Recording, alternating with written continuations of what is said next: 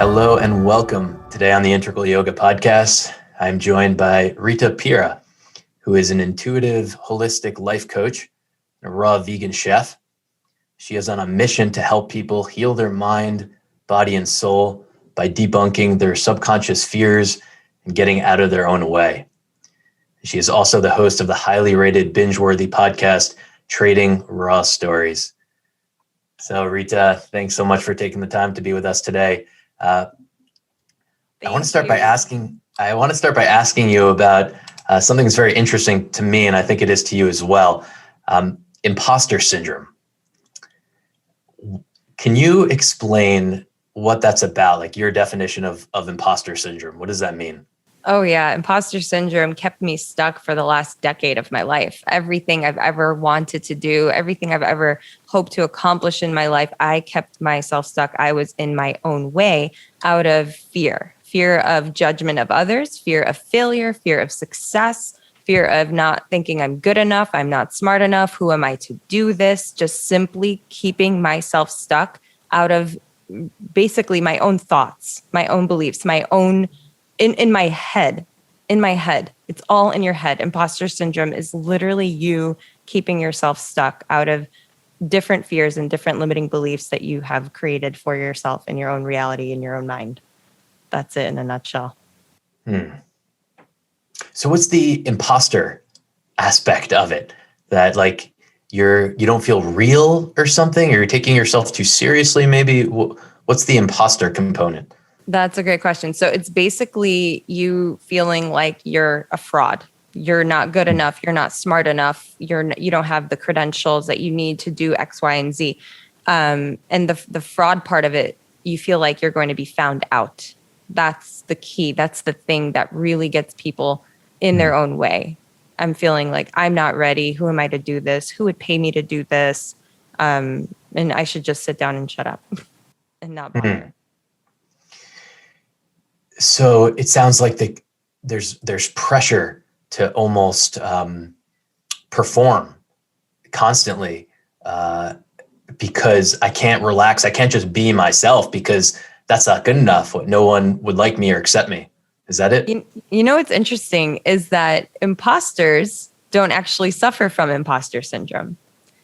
If you think about it, it's only those of us that feel like we are imposters. But then that in itself is saying you're not an imposter, because imposters, right? It's like, if you think about it that way, imposters don't suffer from imposter syndrome. So you can't be an imposter if you are suffering from imposter syndrome.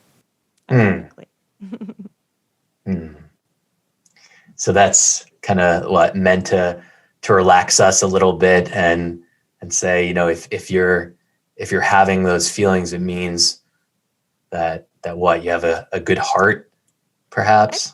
I think so. I think that if there's something that you're feeling called to do, if there's something that's tugging at your heart that doesn't go away and you keep talking yourself out of it, I invite you to talk yourself back into it. There's a reason you are feeling called to do something. There's a reason that there's something tugging at your heart. It's meant for you to bring forth. And I can give an example. For the last decade, even a little more actually, since 2010, when I became raw vegan overnight after watching a documentary called Food Matters, I wanted to share everything I learned with the world. I wanted to scream from the mountaintops to help people understand, you know, what they're putting in, on, and around their bodies is really creating their life experience. It's limiting your mind's capacity to actually work at a higher level, really. Like your mind clarity and everything comes as a result of what you're consuming. And I wanted to open up a juice bar. I wanted to open up a raw vegan restaurant. And I told myself, I'm not good enough. I'm not smart enough. I'm not ready. I don't have the credentials. I'm not an actual legitimate chef. I didn't go to school for that. I don't know the first thing about business. I don't know how to open a restaurant. So all these I don't knows kept me where I was, rather than asking myself, okay, what do I need to learn, or what's the first step I need to take? And to move forward through that process, I just kept myself stuck making the excuses to justify why I couldn't do something. Whereas all these years, I've had the same ideas. I flipped through journals and journals and journals from the past decade, and I'm finding the same things that I'm wanting to do and wanting to create and wanting to bring forth into this world. So that has not changed. And that is when I realized I cannot waste any more time. I have to show up. I have to do this, or else I will end up on my deathbed full of regret, feeling like, what did I even do with my life? And why didn't I do any of these things, out of fear of judgment, out of fear of talking about me, people talking about me, making fun of me or judging me, worrying about what people would think, or fearing failure, fearing not knowing how to do something. But I mean, if you don't even try, you've already failed. So that's really what it was for me. And I encourage everyone listening, do the thing that you talk yourself out of doing. There's a reason you're feeling called to do it. And talking yourself back into it is you listening to your intuition. It's you listening to your heart. It's you listening to your inner child, your inner being, your inner wisdom, the inner knowing of what you are here to do. And so stick it to fear and imposter syndrome and just do it like Nike. Corny. It seems to me that we have to also prepare ourselves for the bad days, right? Because what happens is I get super inspired, kind of like what you're talking about. You know, I watch a documentary or I hear about something and I'm lit with this fire. Okay, I'm gonna change my life. I'm gonna do all of these different things. And maybe that'll last for tomorrow or a week, right? But at some point that fire seems to dwindle a little bit. And so I try to be aware of that and prepare for kind of the lows. Like if this is something I'm really committing to doing, I have to be prepared for those days that are in a way filled with doubt, that I don't have the energy. I don't have the inspiration. Do you have anything to share in terms of that, of like riding the waves? Like, okay, I set the intention that this is what I'm called to do, but it's not going to be so simple, right? Like I have to keep that fire going. I have to nourish that fire even when it gets really small. So it's funny. Elon Musk said something recently. He said, if you need motivation, don't do it, because you're not really in alignment with whatever it is. Because if you're meant to do something, you have this innate fire in you that pushes you, that naturally motivates you. And what I would say is that if there's something that you are inspired to do, like you're like, oh, I'm going to do this, I'm going to change my life, like you said, and you are feeling joy and excitement and all of that, you can take action immediately on it. That's inspired action. And when you do that, that's when you ride that positive wave that takes you up and escalates and elevates you up to the next thing. But if you talk about something and you think about something and you want to do something, but then you actually just keep talking about it and don't actually do anything about it, or you just dabble in it, then you're not going to ever get to that point where you are elevated enough to the point where the universe or God or whatever it is for you elevates you and uplifts you and takes this idea from the mental and brings it into the physical, and it gets amplified. And then that's the wave you're on. And so when you do find yourself down or tired or unmotivated, you have to go back to your why. Why are you doing this? Why do you want to bring this forth into the world, whatever it is for you? And that is the thing that reignites that fire and pushes you. And just think about, what is one thing I can do right now that will bring me joy, that will light me up, that will excite me, that'll reignite that fire? What was it in the beginning? Like going back to the beginning and then always bringing yourself to a place of, I want to say, gratitude, because when you are feeling the energy of gratitude, you can't feel anything else, anything negative, really.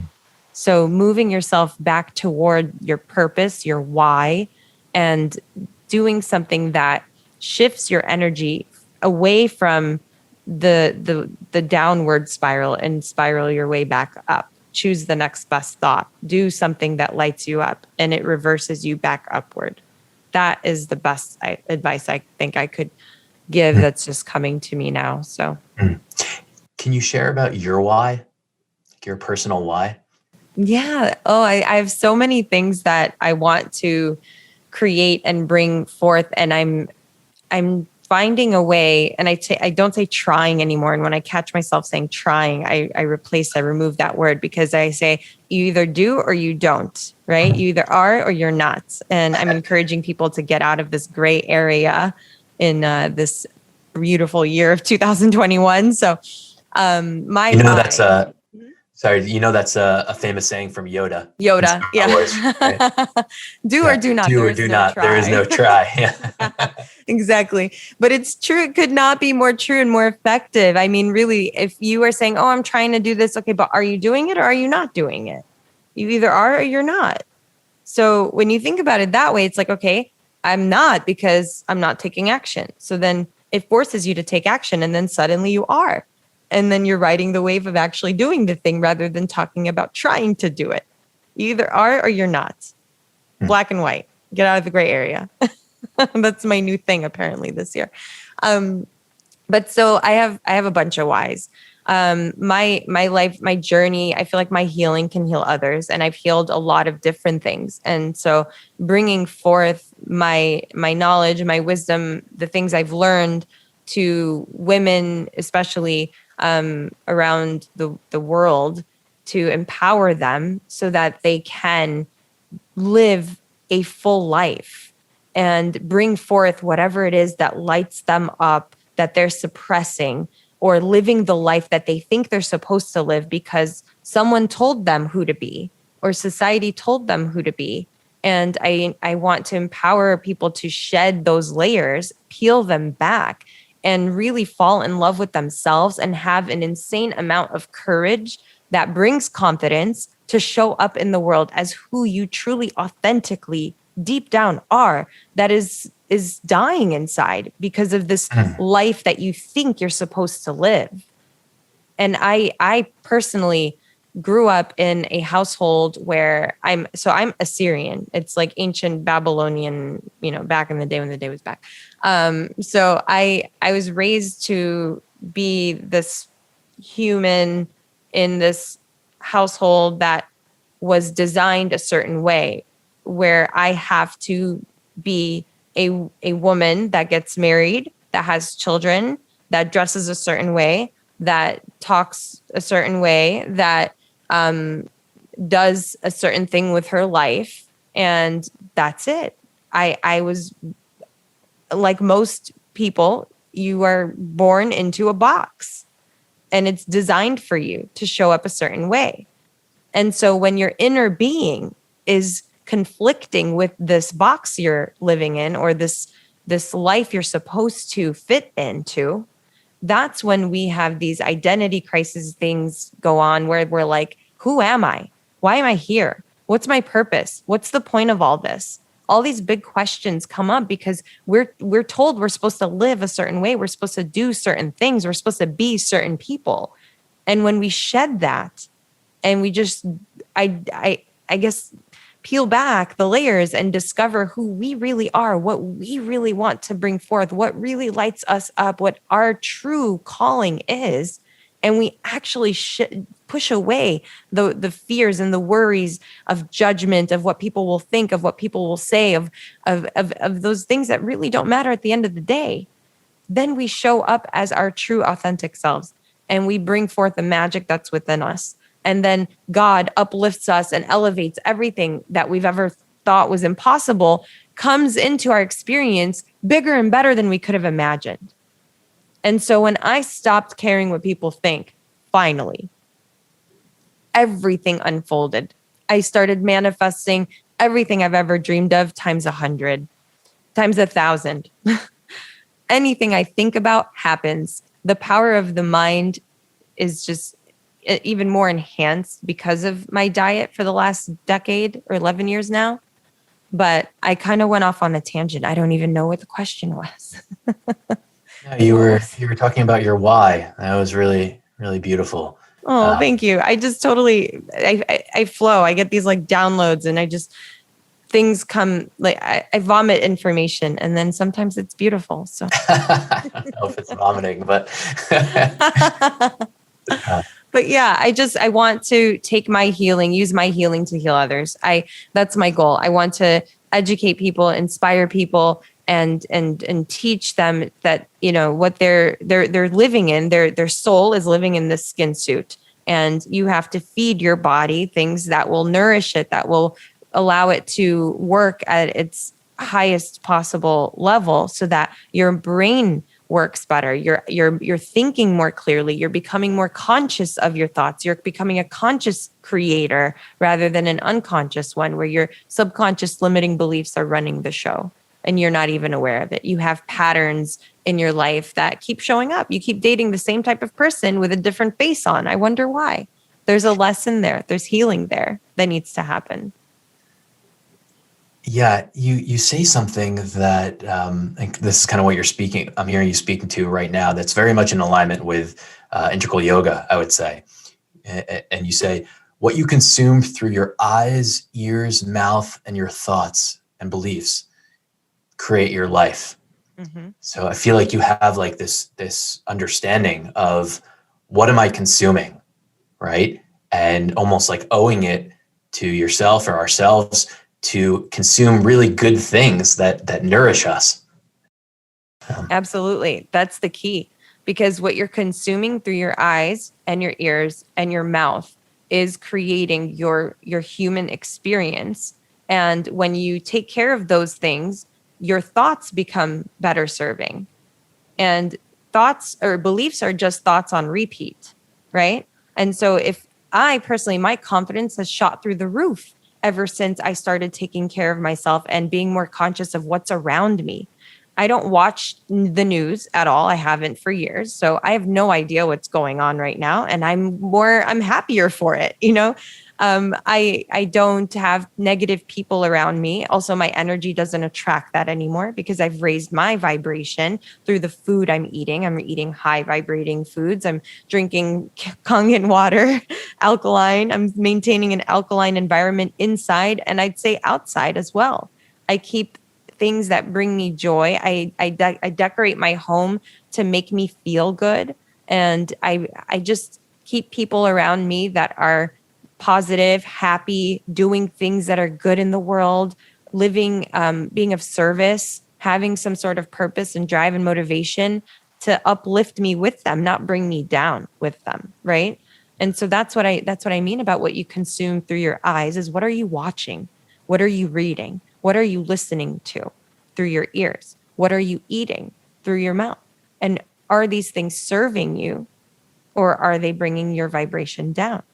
You're either raising your vibration or you're lowering it by what you're consuming through your eyes, your ears, and your mouth. Yeah. So one idea that I'm very intrigued by is kind of redefining our relationships with ourselves a little bit, right?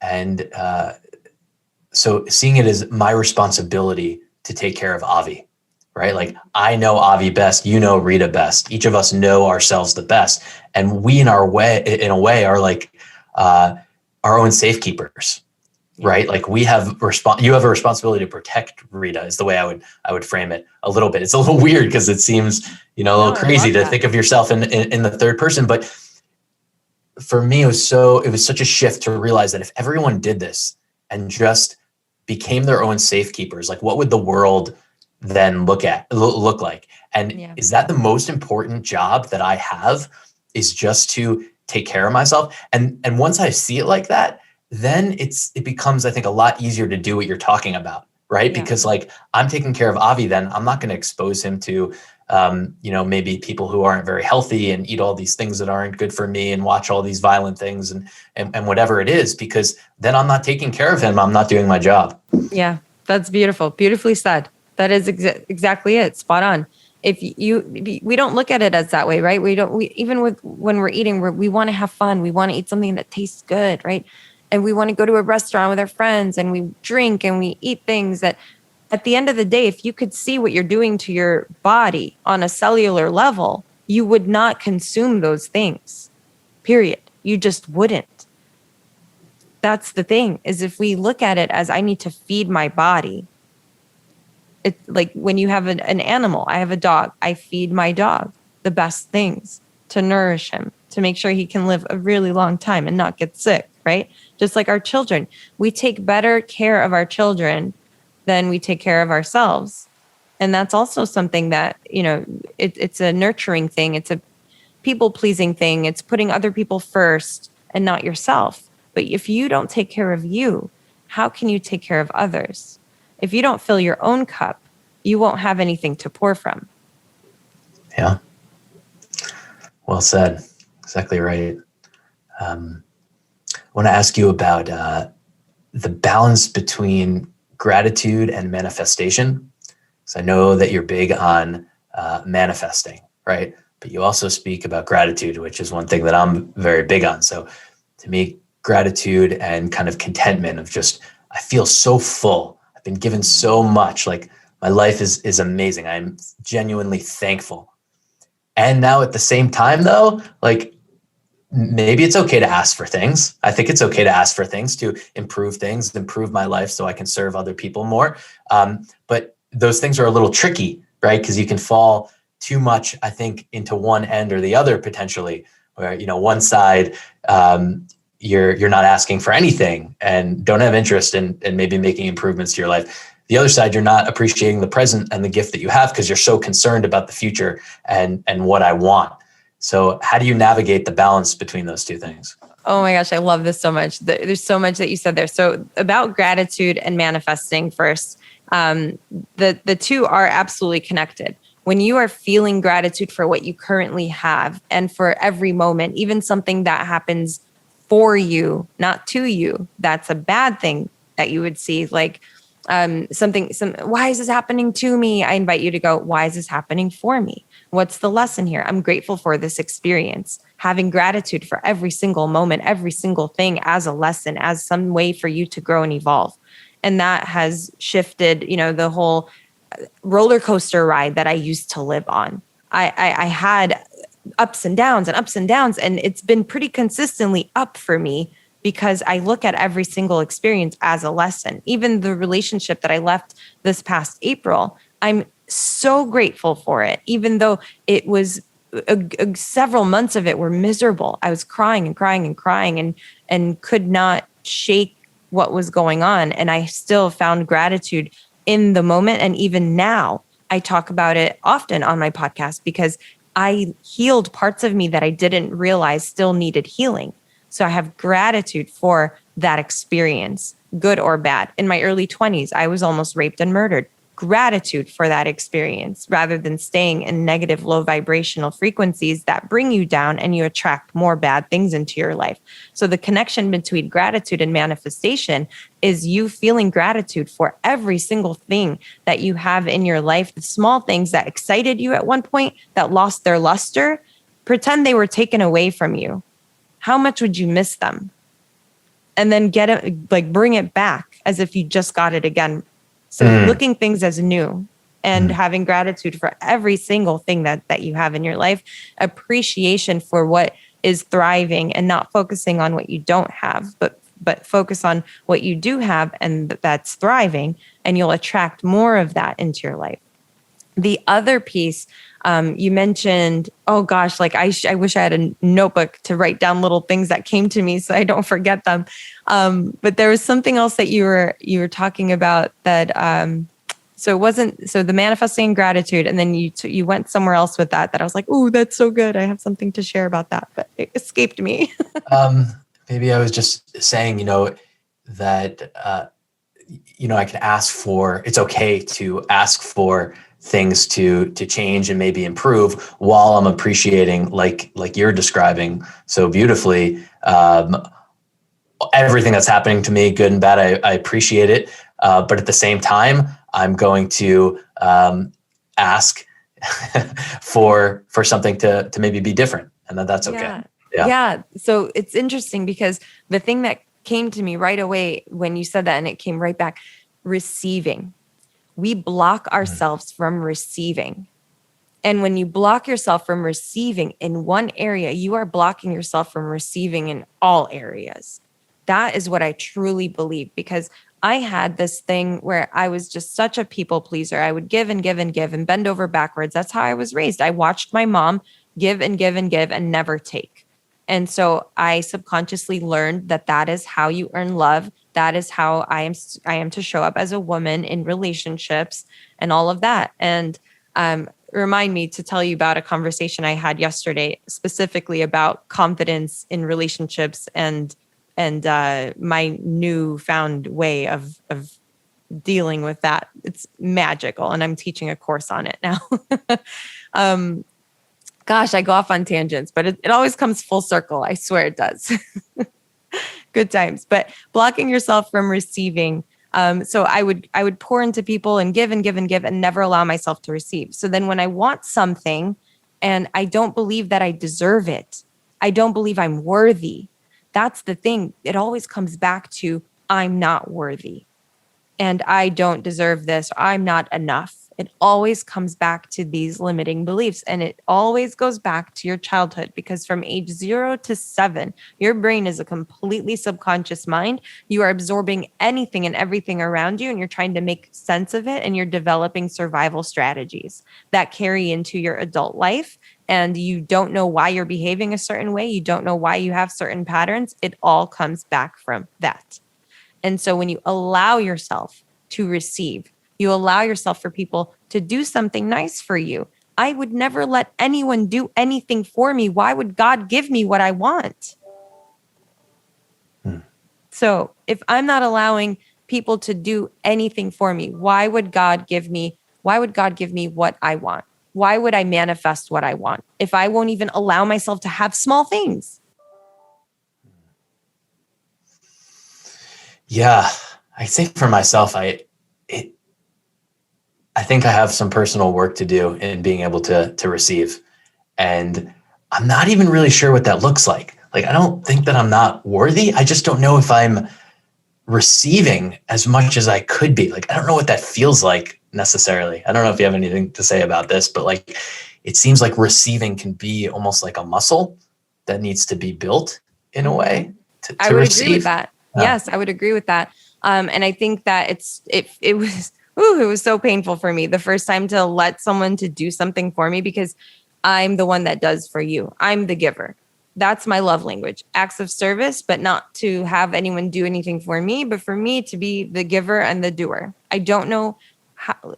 I think the first thing was I was forced to allow someone to take care of me and to take care of where we lived for a couple of months. But it was the most painful, because we moved from Chicago to California and I didn't have a job lined up. He said he would take care of everything until I found a job.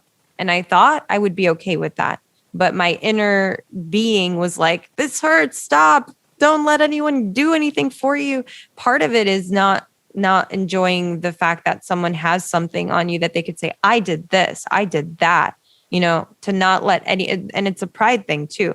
I take care of myself. I've been independent on my own since I'm 17 years old. No one can say they did anything for me or gave me anything. And it was like having that was it's ego based. It's super ego based, right? And so having to allow this person to pay the rent, to take care of where we live and what we needed and fill the fridge, that was the most painful thing I ever had to allow anyone to do for me. I literally suffered internally. I felt less of a human, less of a person, less of a woman. Everything was challenged, and I broke down and like lost a big part of me in this process. But it forced me to allow myself to receive this. And then it started to transition into, okay, I deserve this. This is okay. I'm contributing in other ways. It's just a matter of stepping into it lightly, gently, and then it expands and it unfolds. And then the next thing comes. And then going on a date, for example, letting somebody pay for the whole meal without you offering to split it. It's okay. Let that happen. Receive it.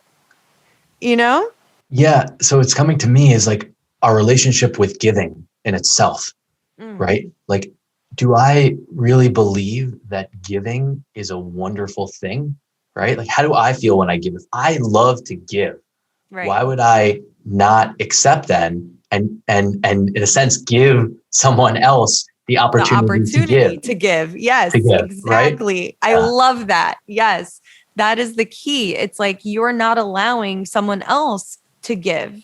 And that in itself is selfish. It's like, no, I'm not going to let you give me anything to get the joy out of giving. Yeah. How ridiculous does that sound when we put it that way, right? Yeah. Yeah. I want to ask you about kind of these cycles or a chain that maybe feels like it's been passed down from generation to generation a little bit, right? Because I think many of these things that we're talking about, and you allude to kind of expectations that you had growing up from your family, and I feel that a lot too, right? Like these things have been passed down to us, and they were passed down to our parents from their parents, and so on and so forth. For me, this is great motivation to kind of explore truth, explore healing. This is the reason why I'm so passionate about yoga, because I feel like it's cleaning me up in these ways. It's this tool to do that. So I'm curious if you have anything to any insights into this, where it's like great purpose found in, okay, those cycles that are not healthy that have been passed down to me. I can't maybe break them all, right? Because there's so many of them and they're so nuanced and I can't be aware of all of them. But if I can break some of them and become a healthier person, then in a way I'm kind of evolving positively that chain. Yeah, it's so freeing to break those invisible chains. If you can just break one, it sheds a layer of you that you are able to step into a new version of you. I joke and say I've lived like 9 lives. I've been like 75 versions of me. And it changes. I change, I grow, and I evolve. I mean, I'm going to be a completely different person 5 months from now. You know, if you're staying the same, if you're not changing, if you're not growing, why are you even here? Why are you even here? Why are you having a human experience to go to work, pay bills, come home, argue with the person that you're with because you are miserable? What is the point? And so the cycles for me, oh my goodness, just being a Syrian, there are some deeply, deeply, deeply rooted beliefs. That's what it comes down to, is these beliefs that were created by someone, passed down to the next person, passed down to the next person, in the sense of this is the way we live. Right? This is the way we live. And it's such a separating thing too. When you just make the decision to realize I am my own person, I am a soul that's in this unique skin suit. I happen to be born into this family that's raising me this way. But now I realize I don't have to live this way. And you start taking scary ass action that will piss people off, but will free the shit out of you. That's when you become so liberated and you're cracked wide open. And that's when the healing comes through. I love it. Download, baby. Download. That's it too. That's the really helpful thing to me too, is like moving away from taking credit. And another thing that I think is passed down is like this ego world where we're like competing against each other. And it's just like me, right? Like I'm so great because I can say these really smart things or whatever it is. So I appreciate that you say it like with the download, because more and more I'm realizing there's nothing to take credit for, right? Like I didn't create myself, right? And the stuff that's coming to, it's just coming through me. So there's really nothing to take credit for, but it's a totally different paradigm from the way that like I grew up and was kind of indoctrinated in a way into the system where like I have to prove my worth in so many ways. And it's like, it's very freeing, but it's also uncomfortable because it's totally new. Yeah. Yeah. And I remove myself from all of that. It's interesting. I was at Shanda Sumter's house yesterday, and we had a big group of us from Clubhouse. Is amazing. Such a beautiful time. And she said to me, she says, Rita, you have so much courage and you have the gift of tongue. That's what she said to me. And everyone that was there, when I walked into the room, I automatically showed up with, hi, everyone. I love you. I'm Rita. Like I have nothing but love coming through me now. I'm radiating love. I'm radiating joy. I have no ego, right? And I'm not competing. I'm not judging. I'm completely conscious of my thoughts, my intentions, my purpose, my beliefs, everything. And so when I walked into this place where the old me would have been intimidated, would have wanted everyone to like me, would have done everything possible to make sure that every single person thought good things about me and liked me and wanted to be my friend. And when I walked in there, completely just surrendered and showed up with love, and I'm blasting love at everybody, there's nothing to worry about. There's nothing to stress about. There's no competition. There's no fear of judgment, none of that. And since I didn't bring that energy, I didn't receive it from anyone either. You see? And that's the key. And the reason why I'm even bringing this up is because you mentioned the ego and all of that. And the old me would have walked into a room afraid, fearing the thoughts of other people. And instead of standing and walking confidently in what I'm wearing and just as a person, I would walk in fearing, like, what are they talking about me? What are they thinking about me? How do I look? They're going to, just negative thoughts, fearing judgment. That is what I was vibrating. So what your thoughts are, what you're thinking creates emotion. Emotion is literally energy in motion. And what you are energetically feeling, you are vibrating. And what you're vibrating, you're attracting. So ask yourself in any given moment, what am I vibrating right now? Oh, I love that question so much. What am I vibrating? What am I vibrating? Whew. Yeah, that's it.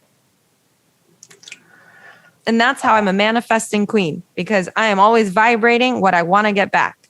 I show up with a high vibration. And when I check myself and I assess, what am I vibrating right now? It's a constant assessment of yourself. What am I thinking? What am I feeling? What am I vibrating?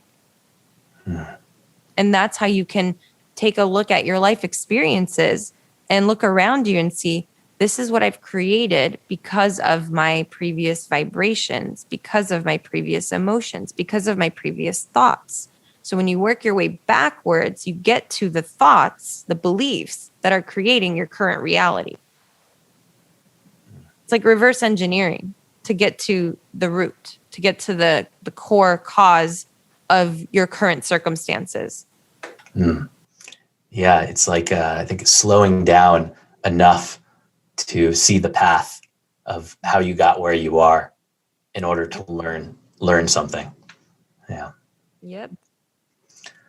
Rita, thank you so much. It's been amazing to speak with you. If people would like more information about you, what's the best way to connect? Well, if you want more of what you've heard here today, you can check out my podcast. It's called Trading Raw Stories. And I'm all over. Instagram is where I'm more active. My handle everywhere on every social platform is Raw Vegan Rita. And yeah, that's pretty much it. So you can connect with me there and check out my podcast.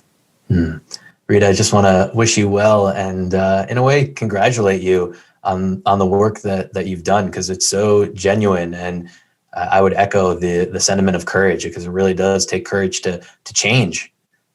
Right. But it's incredibly liberating. And I feel that liberating vibration just totally radiating from you. So thank you. Sure. Oh, thank you so much. I appreciate that. And that's the course that I'm going to be creating is helping people to have courage to step into the person that they are here to be. So. Awesome. Thank you. Thanks again.